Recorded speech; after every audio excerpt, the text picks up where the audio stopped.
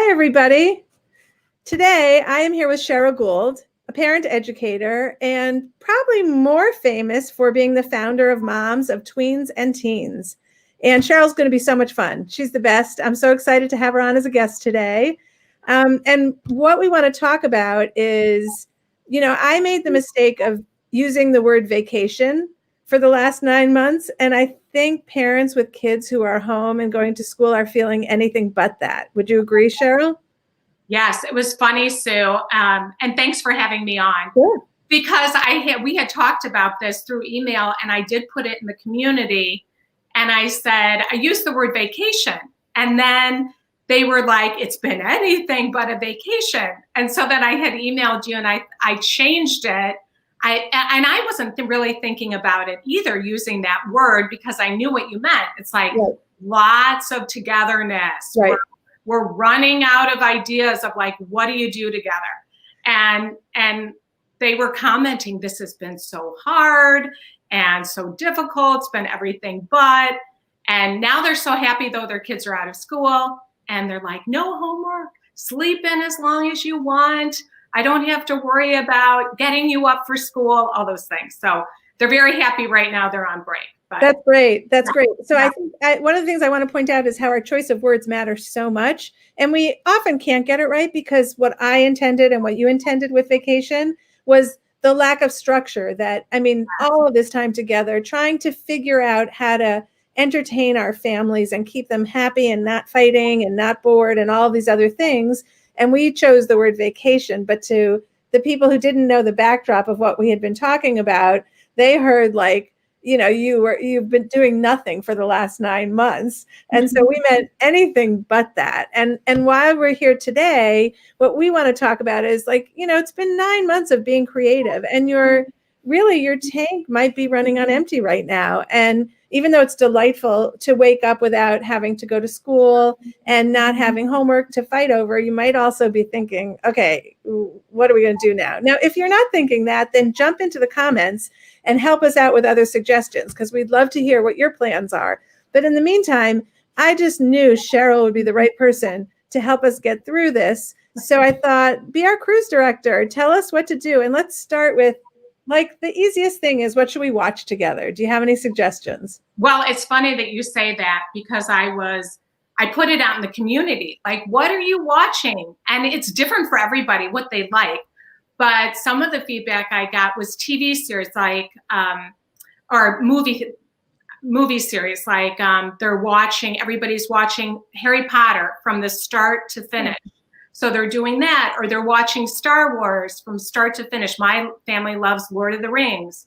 So watching that start to finish, but starting with The Hobbit, so those kind of things. And then TV, people were saying, what is it? The race one, where they're loving that. I don't know that one. It's something like where they're all running around and they're competing, and they're like in Paris and flying around. So people have been, The Amazing Race, have been loving that. I know some people love the Goldbergs and Schitt's Creek and those kind of comedies. For my family, we don't love those as much. We like more the period pieces. So I think it depends on the personalities of our family and our kids. So kind of finding out, like, what do your kids enjoy watching? And starting at the beginning through a whole series is it's so bonding. Like it moves into the dinner conversation. Like it just keeps going, because it's so much fun to share that experience together. We did watch Schitt's Creek, and we as some of my kids, it was a second time, and it just created such bonding over their story. I started watching it. It's so funny. Yeah, it is so funny. All right, this is not my forte. Some crafts projects. What do you encourage people to be doing? Well, I researched that a little bit, and there are so many awesome ideas that are on Michael's, and I thought, go there and look. And there's this new kind of painting that my daughter is doing, where you can like swirl it, like you get all these colors. I don't even know what it's called. And I meant to ask her, but there's so many ideas of things you can do. But one thing that my family has loved, and it's the perfect time of the year to do it, is vision boards. And my kids were like, oh, I don't know if I want to do vision boards, Mom. That's kind of corny, but I was like, come on, let's do this. And getting your family on board. And they were like, okay, we'll try it. They got so into it. It was really, really fun. And you want to get like the little bit of the thicker poster board. And yeah, so that's one of the things that we love to do. So I felt like your kids. I was like, no way, I'm not doing that. That's so weird. And then I also got so invested in it. And at the end, I thought it's so interesting how it turns out to be who you are because of the choices you make along the way, right? Yeah, like, and then you can explain it, like have them if they want to talk about it. But they might at first not want to do it. And that was one of the things that you might get some pushback and resistance, but don't let that stop you from encouraging and saying, come on, like be playful when you're inviting your kids to do things. And I know some people, they love to do some painting. You can even create a lot on Canva, like pictures, like you can create to frame. I mean, there's photos, like have a photo shoot. That's really fun because you know how teenagers love to pose for things. And you can do a lot of collage, make collages with that. Or there's so many creative things that we can do, but finding out what your kids really enjoy. Okay, so we had an article one time about a family that had a weekly family meeting where each person would come with their favorite post of the week or image of the week that they had taken, which is such, I hadn't thought of it in a long time, but that's like such a great activity for everybody to kind of say my favorite picture of the week. I love that. That's a fun idea. Yeah. Okay. So games, all right. Even if your family isn't big into games, there are just some great ones out there. What would you recommend? Oh my gosh. Well, and I didn't know the two that you mentioned. So I was curious about those. We love headbands. Have you ever heard of that? Mm-mm. Where you have a strip around your head and then you have a card with a word. And so you go around and you can only ask yes, no, or maybe questions. And then you have to guess it. It's a hilarious game. And my son, who is like straight A student, always like was the one that had a photogenic memory, he could remember everything. He cannot guess. And he would be laughing and he would get so upset, but that was just worth it, like laughing. And then he'd end up laughing at himself. Telestrations is another one that's hilarious, especially if you don't have people that can draw. You have to, it's like charades, but you draw it and then you pass it to the next person. That's a really fun one. And then apples to apples. Our family always loves that. So those are some. And then I'm putting these in the comments. Headband was the first one? Yes, HEADBANZ. BANZ. That sounds like one of Ellen has a game like that, but it sounds really fun. I want to get that one. And then my family is very into, we love Azul. Well, I love it a lot. And it's just AZUL, I think it is. And it's just very fun. And also Chameleon is a really fun game. I have to check those out because I didn't know. And then we do a family puzzle where everybody sits down. That's fun too. Okay, so hopefully these are good ideas for everybody, and we'd love to hear yours in the comments. Another activity, baking. Oh, baking. That is, oh gosh. I mean, it's endless. That's one thing, and I would be curious with moms. We never really cooked together as a family. And I would have to say that is one of the really fun things that has come out of all this is now we're really cooking. And so get your kids involved in like, what do they love to eat?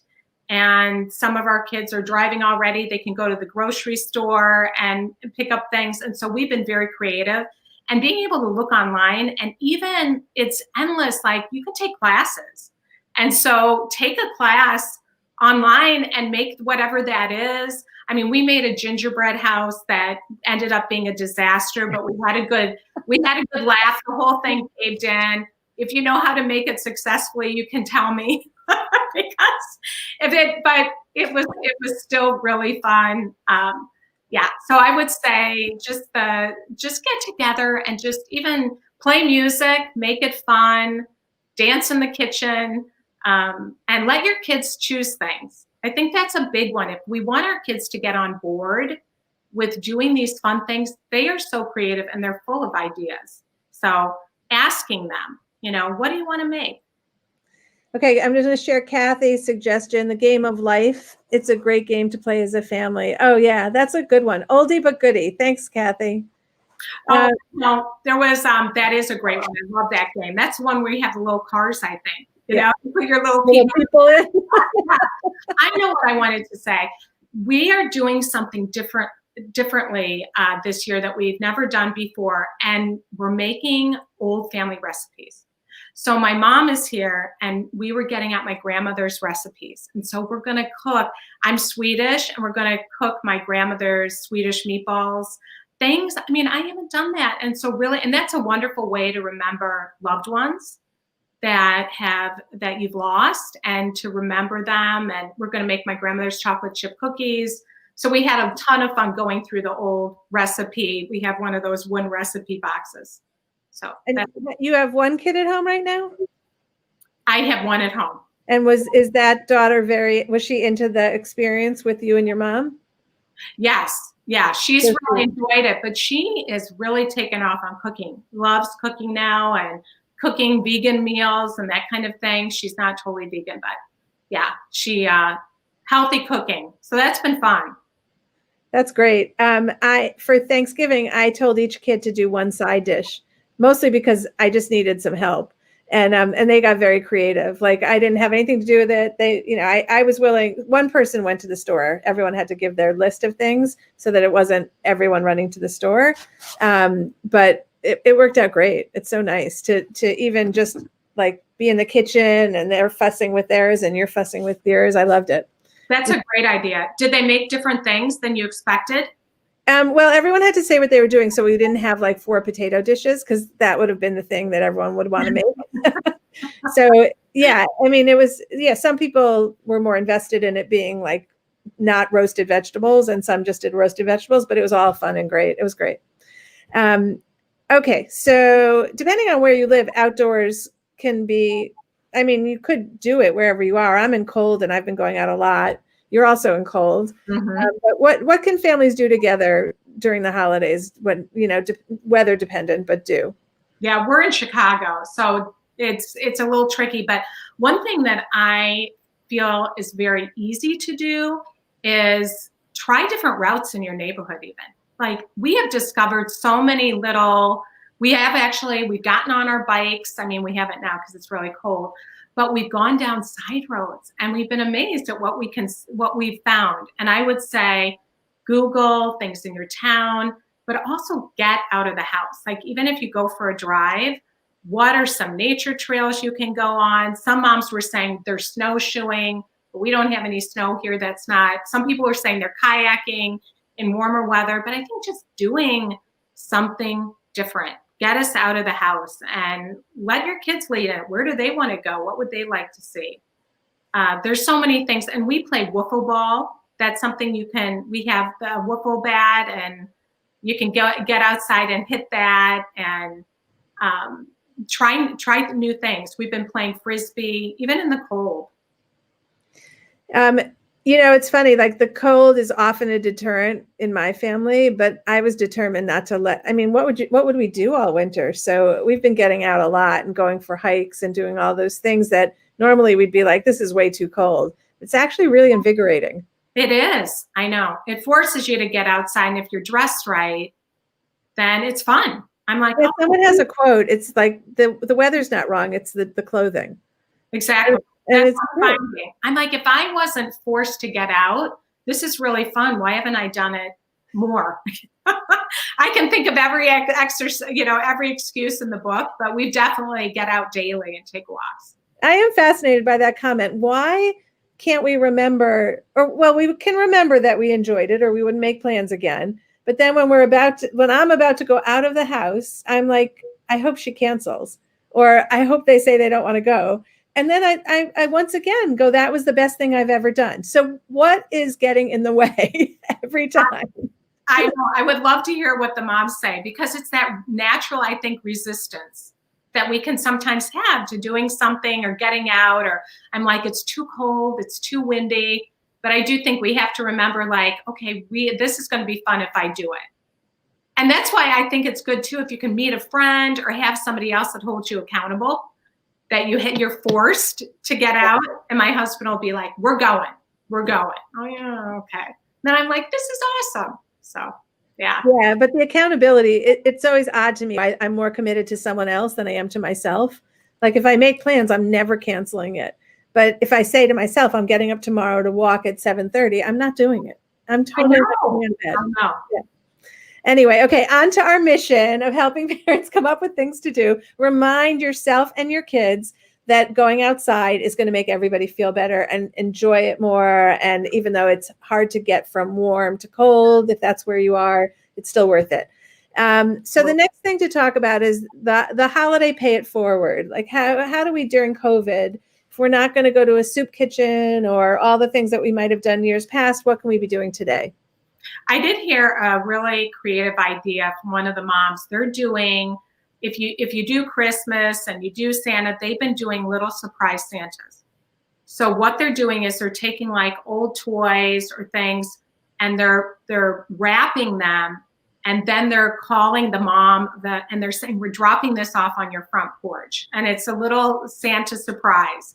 And she said that then the mom will take a picture of what the kids' faces look like when they open it. And she said that they have been having a blast as a family doing that. So I thought that was a really creative idea. I think just acts of kindness, like how can we, I always love, I mean, we've all heard about this, but if you're in the coffee line, it's like, I'm going to pay for the person behind me. Or even there's so many creative ideas that you can find online where you can buy a cow for a family, in Africa that can support their family. And looking into those things rather than maybe giving a gift, you can have a family gift that you all pick out something that that the kids can, say, I'm going to do this. So. Okay, let's share what Debbie has to say, because this is so beautiful. We went to a festival of lights and paid for the next 5 people behind us. And what I love most about it is that you just made 5 people's day, and there's no debt, right? Like they don't have to be like writing you a thank you note, and they don't even know who you are. And you just made 5 people so happy. That's beautiful, Debbie. I love that idea. Another thing we did one year is because we're by Chicago, we made sandwiches and then we put them in paper bags, and then you can take them to the homeless or just give them, a really nice like lunch. And so you're giving those. So that's an idea too. So those. I love that. There's endless ways we can do good things. And if anyone has any other ideas, Debbie, thank you for sharing. I love that one. I'm going to try and do something today. I have to think about where I'm going. Mm-hmm.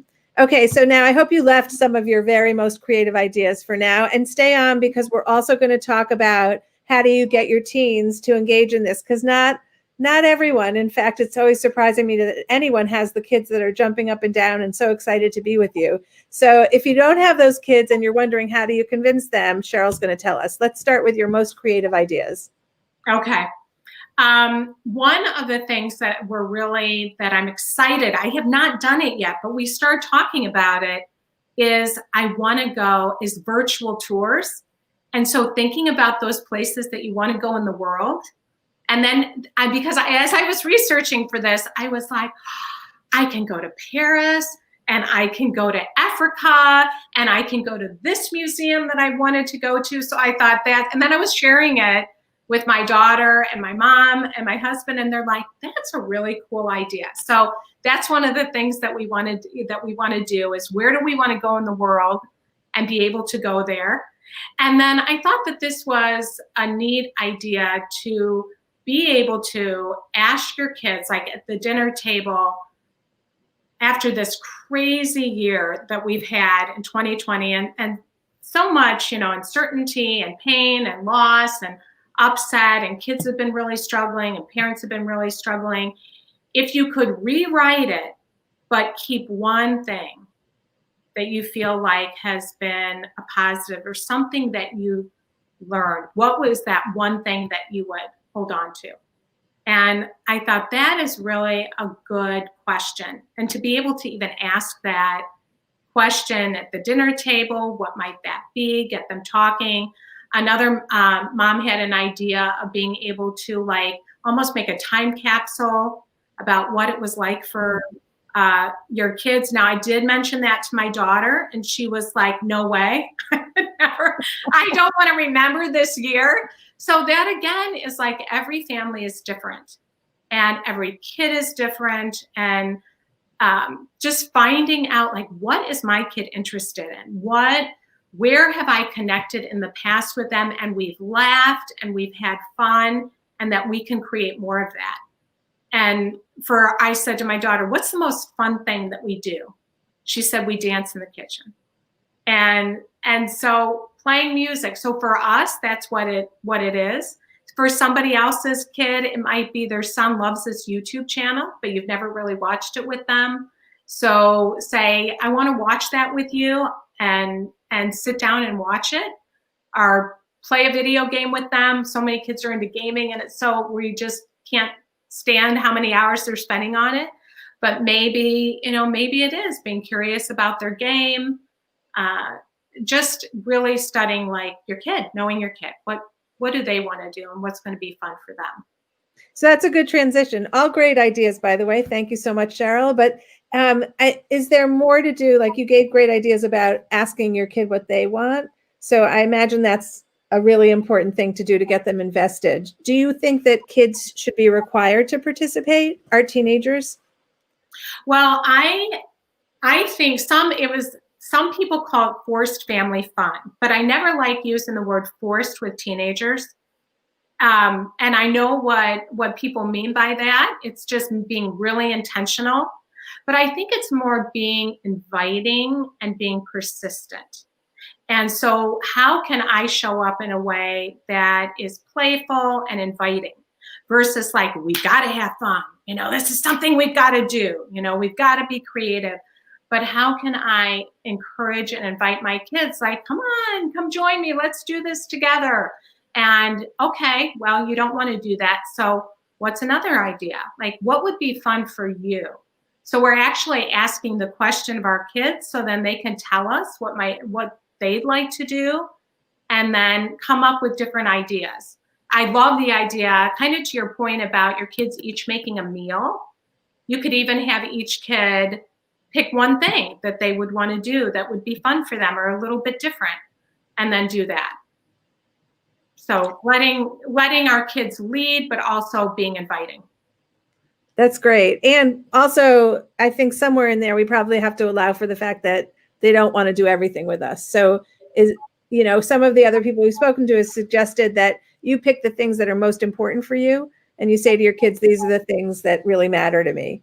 Well, I love that you're saying that, because it can be, I want to spend time with you, and this is what really matters to me, versus you need to, or it's like, I want you, because that's inviting. Like, we all want to be wanted. And so I'm wanting rather than, we have to have this fun and putting a lot of pressure on our kids. And then if they won't, like, let's say you want to go out for a walk and they won't come, go on that walk, go on that walk yourself. Like, try to also do things that are meaningful for you.